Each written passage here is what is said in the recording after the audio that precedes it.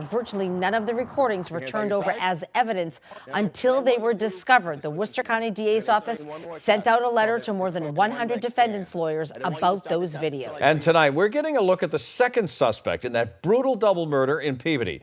Right now, he is on the run. He's considered armed and dangerous. And News Center 5's John Atwater is live in Peabody. And John, what are we learning about the suspect?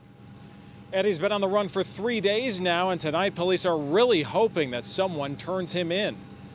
Police across New England tonight are on the hunt for Wes Doty, accused in the savage murder. His alleged accomplice was only able to run so far before police caught up with him and hauled him into court to face 2 murder charges. I just know that he was brutally killed. Mark Greenlaw's family still doesn't know why he and his girlfriend Jennifer O'Connor were targets of such a vicious crime. Prosecutors describe a grisly aftermath in a home on Farm Avenue in Peabody. It's a home family says they visited often.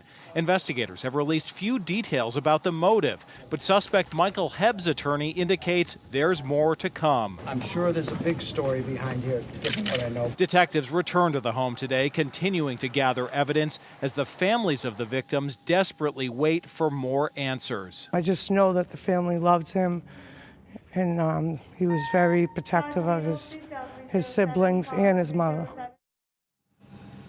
So again, that one suspect still on the run tonight, and because of this crime, police say he is very dangerous. Live in Peabody, John Atwater, WCVB News Center 5. John, thank you. So it's a cool night out there and some wet weather in some spots tonight. And Harvey, we see that right behind us. Yeah, we do. But this is where the bark is much worse than the bite. Actually, looks like it's snowing or mixed around Vermont, New Hampshire. But the only thing that's actually reaching the ground so far are just a few sprinkles. So not a whole lot of precipitation. There is a whole lot of warmth on the way, though. I'm going to tell you about that in a moment. But first things first, there's actually a freezing rain advisory still in effect for southern Vermont, the Berkshires, eastern New York State.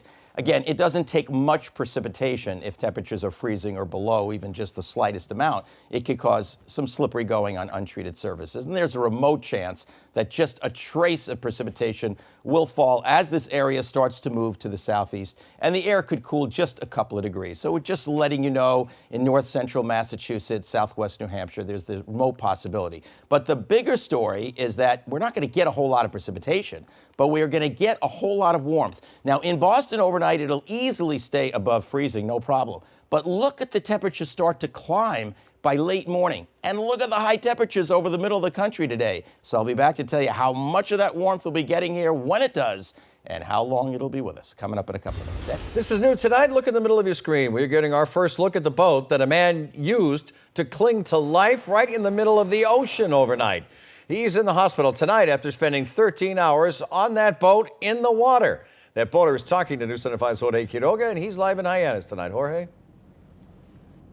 That's right, Ed. As you said, he's still here in the hospital tonight recovering. Arthur Moscufo telling me he is grateful to everyone who found him and then kept him alive. This is the critical moment. After 13 hours in the frigid waters of Cape Cod Bay, Arthur Moscufo, clinging to the side of his boat, finally rescued. The Coast Guard found me and they scooped me up, and there were EMTs in the Coast Guard boat as well, and they went right to work. The 36-year-old set off Monday around 3 p.m., his 10-foot aluminum boat quickly taking on water. And it happened very quickly. Before I knew it, it got ahead of me, and it just flipped right over. Tonight, our first look at the boat he laid on top of, several times falling in. As night set in, Moscufo figured this was it. That did pass through my mind a lot last night. I just tried to stay as positive as I could. His girlfriend Liz had tried calling, but his phone was at the bottom of the ocean.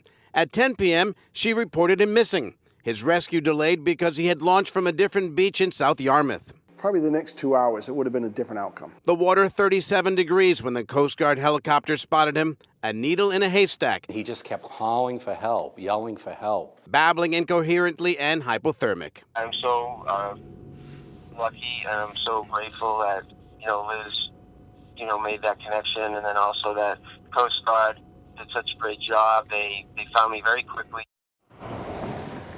And not a minute too soon. Luckily, he was wearing his life jacket. Arthur Moscufo says when they pulled him out of the water, his body temperature was at 83 degrees.